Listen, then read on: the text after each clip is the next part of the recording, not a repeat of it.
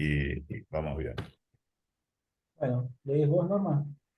Mm, Bueno, entonces arranco por el uno. el Sí. punto uno, sí. El deseo es, en efecto, el fondo esencial, la meta, el punto de mira. También la práctica de todo lo que aquí se anuncia en esta enseñanza acerca del mensaje freudiano. Hay algo nuevo y absolutamente esencial que pasa por este mensaje, y es la vía por la que este mensaje avanza. ¿Quién de entre ustedes, bien habría alguno o algunos, espero, puede dar cuenta de ello? En el punto en que nos hallamos, o sea, retomando nuestro impulso tras una larga interrupción, necesitamos motivar nuevamente aquello de lo que nos ocupamos este año, o sea, el lugar sutil, el lugar que tratamos de circunscribir y de definir. Aquel lugar nunca advertido hasta ahora en todo lo que podemos llamar su irradiación ultrasubjetiva. El lugar central de la función pura del deseo, por así decir, lugar en el que les demuestro cómo se forma A, el objeto de los objetos. Nuestro Ah, vocabulario ha promovido para este objeto el término de objetalidad como opuesto al de objetividad. Para condensar esta oposición en fórmulas rápidas, diremos que la objetividad es el término último del pensamiento científico occidental, el correlato de una razón pura, que a fin de cuentas se traduce en, se resume mediante, se articula un formalismo lógico. No sé si mi ah. fotocopia está bien, porque me suena medio extraña la frase. No, sí, dice, está diciendo que en la oposición objetalidad-objetividad, digamos, la objetividad es en realidad, digamos, lo que corresponde al método científico, al método hipotético deductivo, y que esto es el correlato de una razón pura. O sea, el punto, digamos, es, eh, digamos, una definición kantiana. Bien, lo que plantea acá, ¿no? Es que esto se traduce, ¿no? Necesariamente como muestra la historia del positivismo, del pensamiento científico en el siglo XIX, en un formalismo lógico. O sea, esto también, digamos, se puede plantear en términos de ultrasubjetividad, en el sentido en que lo tomábamos, ¿no? Es decir, algo que va más allá de la subjetividad. Digo, la ilusión del siglo XIX justamente es la de establecer, digamos, una relación sujeto-objeto que va más allá del sujeto, ¿no? Una relación centrada en el objeto. Eso es la objetividad.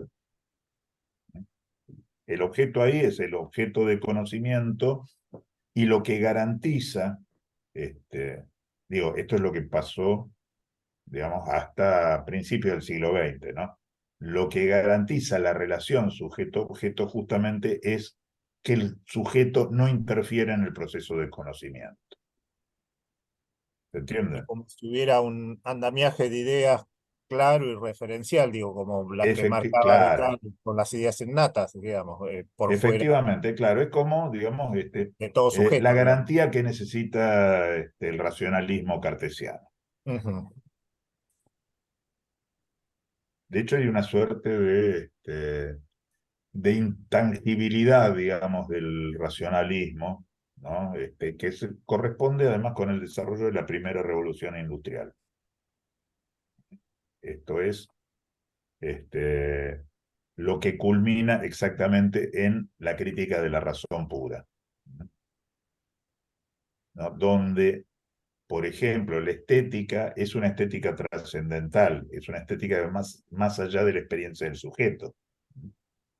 Espacio y tiempo, ¿no? Son categorías que, trascendentales, ¿no? Que garantizan, digamos, la estabilidad de la relación de conocimiento, la estabilidad del proceso.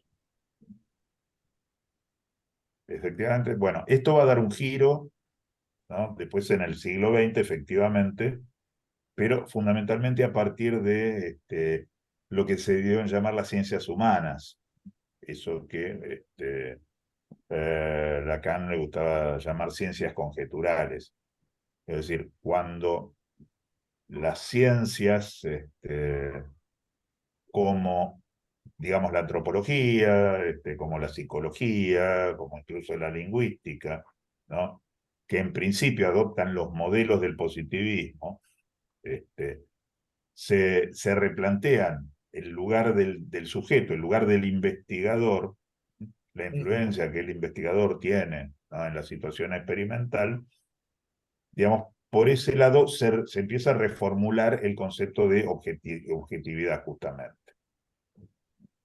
Es decir, lo que se cuestiona, y que incluso este cuestionamiento llega hasta las ciencias duras. Digo, hasta, digamos, esta lógica formal, ¿no? Esta lógica matemática, ¿no? A partir del positivismo lógico, cuando Popper, ¿no? Plantea, digamos, reformula, ¿no? La objetividad experimental en términos de falsabilidad. La puesta a prueba de las hipótesis ya supone que hay algo que no es tan estable en cuanto a los resultados del proceso de conocimiento. Pero, digamos, fundamentalmente donde esto se muestra, digamos, más, con más fuerza es, digamos, en ciencias como la antropología, la sociología, de donde la pregunta ahí empieza a ser cuál es el papel del sujeto en la formación del conocimiento. ¿Se entiende hasta ahí?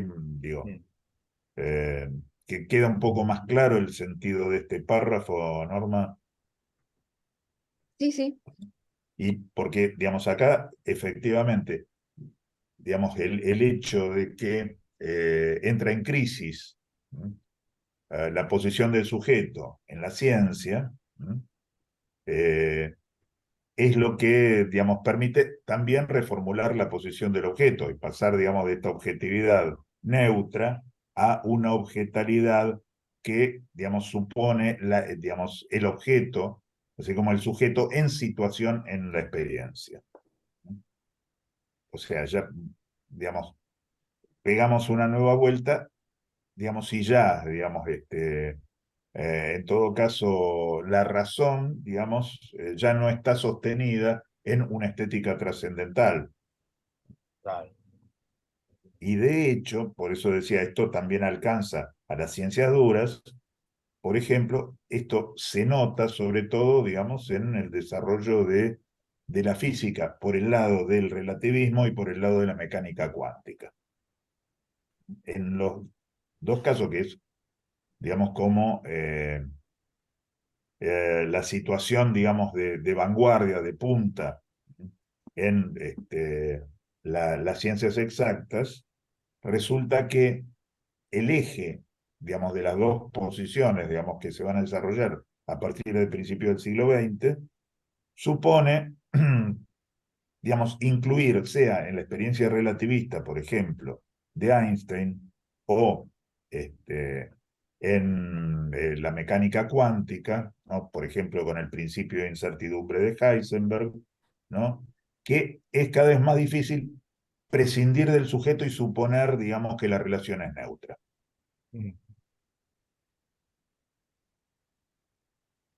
Lo que a Lacan le permite acá, digamos, reformular el estatuto del objeto.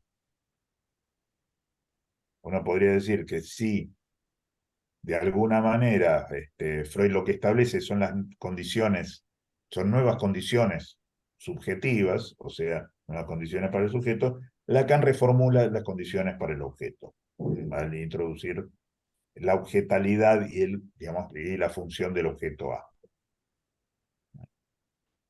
Digo, que siempre, digamos, en este proceso, digamos, hay una suerte de mutualidad entre el sujeto y el objeto, pero las condiciones cambian radicalmente.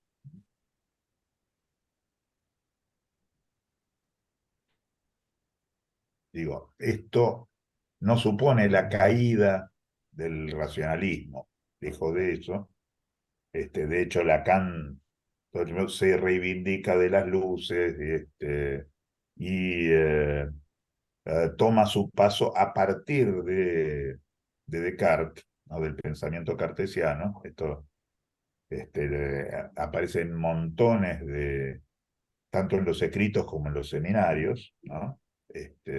Toma como punto de partida Descartes, no para destruirlo, cosa que sí de alguna manera hace con Hegel, pero no con Descartes, ¿no? Sino justamente para poder reformular la relación al objeto. O sea, sería algo así como introducir el deseo en las coordenadas cartesianas. Producir el deseo. No, porque pensaba, digamos, en algunas vertientes que fue tomando el psicoanálisis ya en tiempos de Freud nomás, donde algo de lo intersubjetivo, bueno, Jung lo planteaba del lado de los arquetipos, del inconsciente Claro, colectivo, digamos, que en algún punto era buscar ese mundo de las ideas estable por totalmente. fuera del sujeto, digamos. Totalmente, claro, claro, absolutamente. Bueno, este, entonces, este es el punto y esta es una de las cuestiones importantes de este seminario, ¿no? Y por qué, digamos, hacer eje en la cuestión de la angustia. ¿Mm? Digo, la cuestión de la angustia tiene absolutamente que ver con este nodo, ¿no? Y con la posición del deseo. Yo diría, bueno, si les parece, seguimos. Digo, para darles el relieve de su punto crucial y forjar una fórmula equilibrada con respecto a la precedente, diré que la objetalidad es el correlato de un patos de corte. Ujú. Pero, paradójicamente, es ahí donde este formalismo, en el sentido antiguo del término, coincide con su efecto. Tal efecto, desconocido en la crítica de la razón pura, da cuenta, sin embargo, de dicho formalismo. Bien. Incluso Kant sobre todo, sigue repleto de causalidad. Permanece pendiente de la justificación, que hasta ahora ningún a priori ha conseguido reducir, de esta función esencial de toda nuestra vivencia mental, la función de la causa. En todas partes, la causa demuestra ser irrefutable, irreductible, casi inasible para la crítica. ¿Cuál es esta función? ¿Cómo podemos justificar su subsistencia contra toda tentativa de reducirla? Casi puede decirse que esa tentativa constituye el movimiento sostenido de todo el progreso crítico de la filosofía occidental. Movimiento nunca concluido. Pues bien, si dicha causa demuestra ser tan irreductible, es en la medida en que se superpone, es idéntica en su función a lo que aquí les enseño este año a circunscribir y a manejar como aquella parte de nosotros mismos, aquella parte de nuestra carne que permanece necesariamente atrapada en la máquina formal, algo sin lo cual el formalismo lógico no sería para nosotros absolutamente nada. Este formalismo no hace más que requerirnos y darnos los marcos de nuestro pensamiento y de nuestra estética trascendental. Nos atrapa por algún lado. Nosotros le damos no tan solo la materia, no tan solo nuestro ser de pensamiento, sino el pedazo carnal arrancado de nosotros mismos. Es este pedazo lo que circula en el formalismo lógico, tal como se constituyó mediante nuestro trabajo referido al uso del significante. La parte de nosotros mismos que está atrapada en la máquina y que es irrecuperable por siempre jamás. Objeto perdido en los distintos niveles de la experiencia corporal donde se produce su corte. Él es el soporte, el sustrato auténtico de toda función de la causa. Ujú. Esa parte corporal de nosotros mismos es esencialmente y por su función parcial. Conviene recordar que es cuerpo y que nosotros somos objetales, lo cual significa que solo somos objetos del deseo en cuanto cuerpos. Ujú. Si se Punto. sigue esto, digo, está hablando de la función del objeto, ¿no? Y de la función del objeto como causa. Es decir, digamos, el deseo tiene un soporte corporal, ¿no? Y lo que está en juego es, digamos, esa pulsión parcial, o sea, eso de corporal que es, digamos, parcial en función del deseo, ¿no? Objetalidad es que nosotros nos volvemos objeto, el cuerpo se vuelve Bueno, sí, objeto, sí, sí, eso es lo que encontramos en el fantasma, sí, efectivamente. y que lo que Por eso, deseamos es también a nivel del cuerpo del otro. sí, sí, sí, sí, el deseo es esencialmente corporal, sí, sí, no hay deseo sin cuerpo. Y en realidad, digamos, esta parte separada, ¿no? de eso corporal, digamos, a lo que Lacan le pega vueltas y alude permanentemente, hasta ahora, hasta acá, en este punto sin nombrarlo, es el goce. Ujú. A ver, es deseo de cuerpo, ¿no? El Deseo deseo se de una corta parte en del el cuerpo. cuerpo. ¿Eh? Se desea una parte del cuerpo del otro, Sí, sí, sí, sí, sí. como si fuese separable. Claro, efectivamente. A eso lo llamamos falo. Digamos, la característica sésil, la característica separable de esa porción del cuerpo eh, que orientamos en el sentido de nuestro deseo, ¿no? Eso, ¿no? Es el falo. Eso, todo objeto, en realidad, digamos, que podemos establecer en una relación pulsional, ¿no? Es fálico. Pero Lacan lo va a decir más explícitamente después, pero digamos, podemos hablar de pulsión oral, anal, invocante, escópica, etcétera, etcétera. Aquello que le da la cualidad y aquello que permite ubicar estas, estas porciones del cuerpo, en la serie del deseo, ¿no? Es el falo. Por eso habla de pérdida en ese sentido. Digo, se Y interpreta imaginariamente como pérdida. claro, como si Básicamente, fuese una fantasía de separar una parte del cuerpo del otro. claro, claro. Y es eso lo que, por ejemplo, se simboliza en estos rituales de la castración. Por ejemplo, esto que viene hablando desde la clase anterior sobre la circuncisión. Es eso, Pero por es, otro digamos, lado, no hay otra forma, por lo que dice acá, es algo, no, digo, cuando se no, denuncia, digo, no, no, obviamente, cuando porque, se denuncia se digamos, toma por porque se objeto. trata de la función fálica y es esa función fálica la que nos hace hablar. Digo, no hablamos más que de eso, por otra parte. Digo, uno podría decir, no se habla más que de sexo. ¿Por qué? Porque la función fálica orienta el deseo. Entonces, cualquier vicisitud pulsional, digamos, está coloreada, digamos, ¿no? Por el falo. Uno va a decir, las fases libidinales, ¿no? Que había descubierto Abraham, muy ingenioso por otra parte, ¿no? Que había interpretado, obviamente, de manera evolutiva, en realidad, lo que terminó planteando Freud es que, digamos, todas no se constituyen como tales, ¿no? Por la hegemonía del falo, porque en un momento, retroactivamente, ¿no? Esto es significado por la función fálica, por la función del falo. ¿Eh? Quiero decir que uno podría decir, un pecho es un pecho, digamos, un sorete es un sorete, y todo lo que quieran es todo lo que quieran, hasta que aparece el falo en Claro. juego. Eso lo que resignifica las pérdidas como propias. O sea, ¿qué quiere decir que resignifica las pérdidas como propias? Que las liga a un goce que, digamos, hasta ese momento, digamos, es un goce insoportable, es un goce, digamos, inmanejable. No puede ser acotado hasta que no entre en juego el falo, por eso hablamos de goce fálico. En Freud, digamos, a partir del Edipo, sería... Exactamente. Y lo que, gracias a Lacan, pudimos ordenar como complejo edipo-castración. Efectivamente.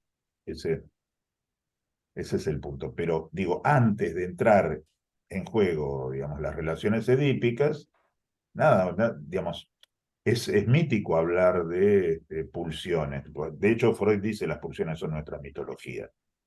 Digo, hablar de la pulsión oral, de la pulsión anal, etcétera, etcétera, ¿no? Eso es puro mito hasta que, digamos, se organiza alrededor del falo. Es el falo el que le da significación, lo que permite significar la pérdida como propia. ¿Entiendes? No es una pérdida del otro, es una pérdida propia a partir de que el falo entra en juego y la significa como tal. Es decir, a Claro. partir de la diferencia sexual. Y ahí entra, digamos, la relación también deseo, el falo y la angustia. Claro, efectivamente. ¿Verdad? Digamos, un ejemplito, digamos, Juanito y su hermanita. Digo, ¿en qué momento Juanito entra en lo que vamos a llamar con Freud la fase fálica, etcétera, etcétera? Digo, no cuando descubre que él tiene y la hermanita no, sino cuando descubre que ese es un problema de él. Él, Claro, que es un problema de él, esto de tener o no tener. ¿Mm? Digo, cuando lo puede referir a ese goce. mm, Digo, cuando empieza con la cuestión de las erecciones y la detumescencia y el único punto donde puede anclarlo es, ¿no? En el hecho de que hay quienes tienen y quienes no tienen. Entonces, a partir de ahí, otra clave, a partir de ahí es que el goce femenino es un enigma. ¿Se entiende? Pues es fácil referir el goce a esta actividad del hace pipí, como decía Juanito, ¿no? Pero ¿qué pasa porque, respecto de claro, porque es un aquellos... goce, uno es un goce de órgano y el otro, No, no, el otro, digamos, es que el único goce al que lo puede referir es un goce de órgano. El problema es el goce del órgano en falta. Digo, ¿de qué goza? ¿De qué gozan las mujeres? ¿Mm? Digo, esto para la teoría sexual infantil. ¿Mm? Digo, porque es ahí donde se establece el repartitorio, ¿no? El tiene, no tiene, ¿no? Y el que no tiene, entonces debe serlo.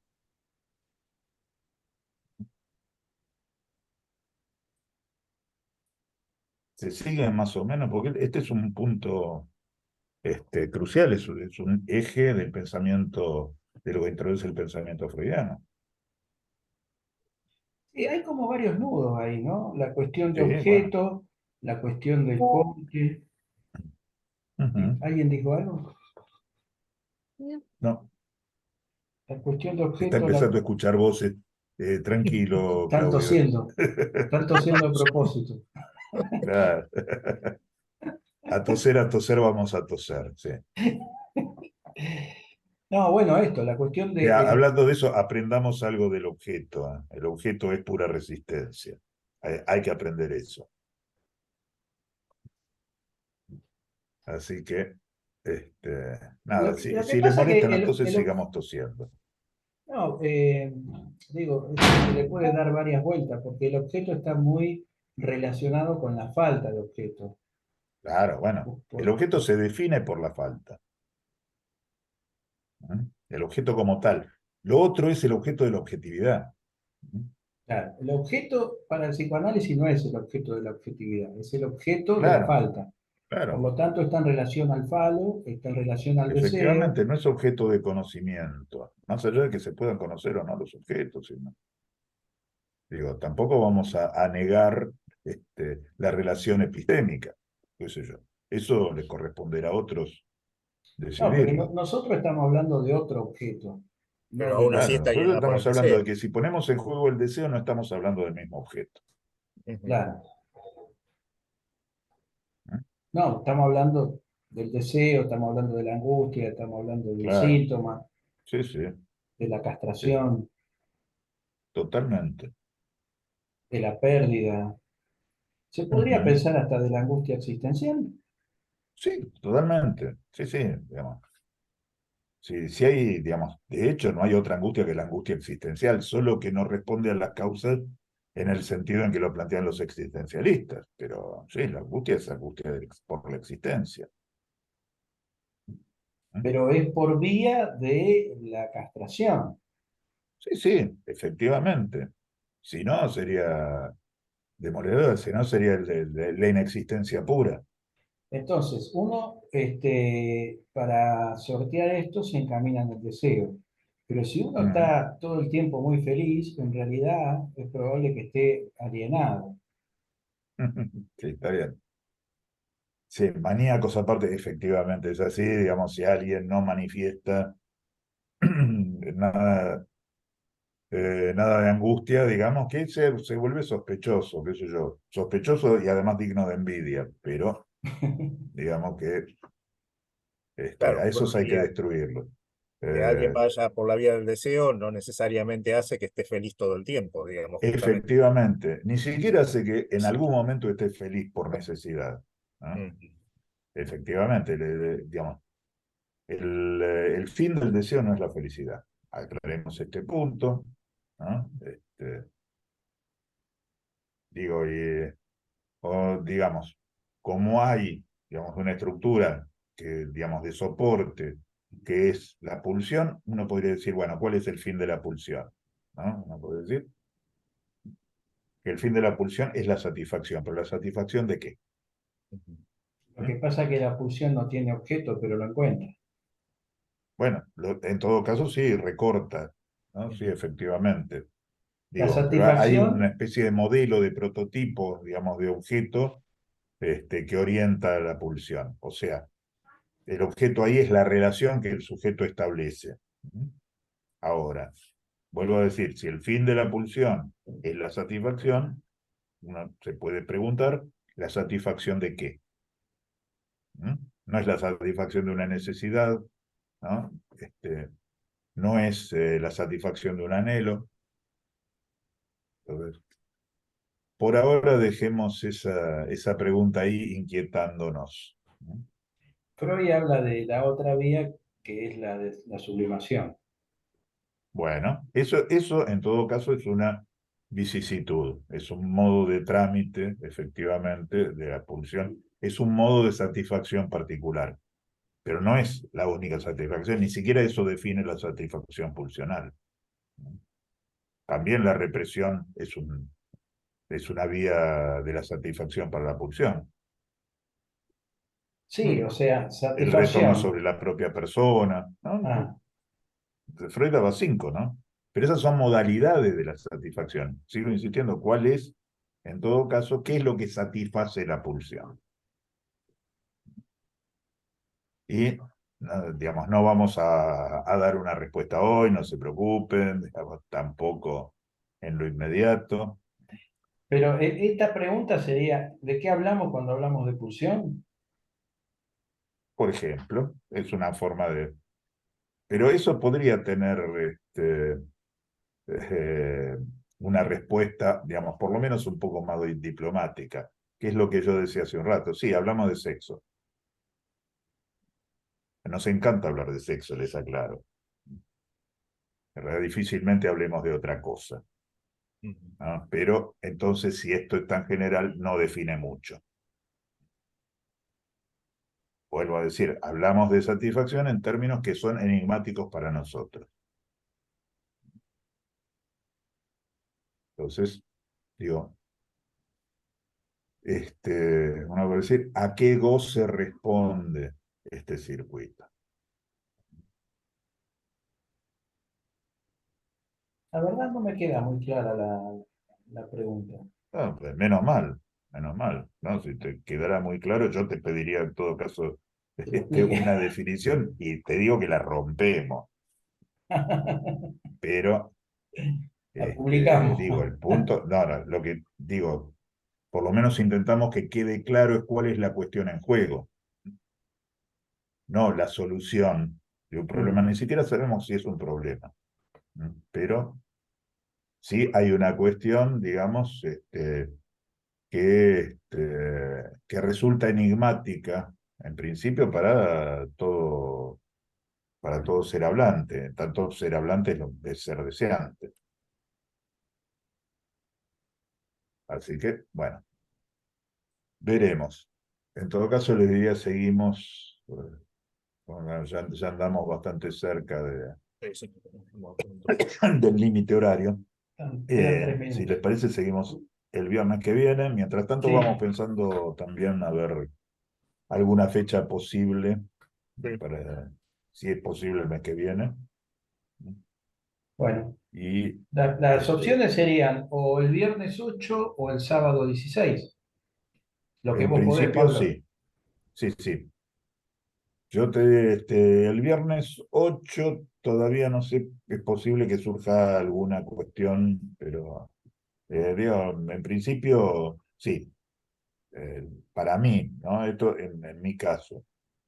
Pero de todos modos, si hay, qué sé yo, consenso y se plantea otra cosa, bueno, vemos a ver si hay posibilidades si yo tengo alguna posibilidad de rearmarlo, pero vamos tirando las opciones que se nos presentan, ¿no? Fenómeno. Estaría bueno, sí. Bueno, Bueno, nos estaremos viendo. nos vemos la próxima entonces. Nos vemos la próxima, que tengan una buena semana y bueno, a seguir resistiendo. Nos vemos. Bueno, Nos vemos, Nos sí, vemos. con Hasta la suerte. próxima. Buena semana. Esperemos Chao. que nuestros ojos nos respondan. Gente, Nos vemos. cuídense. Chao.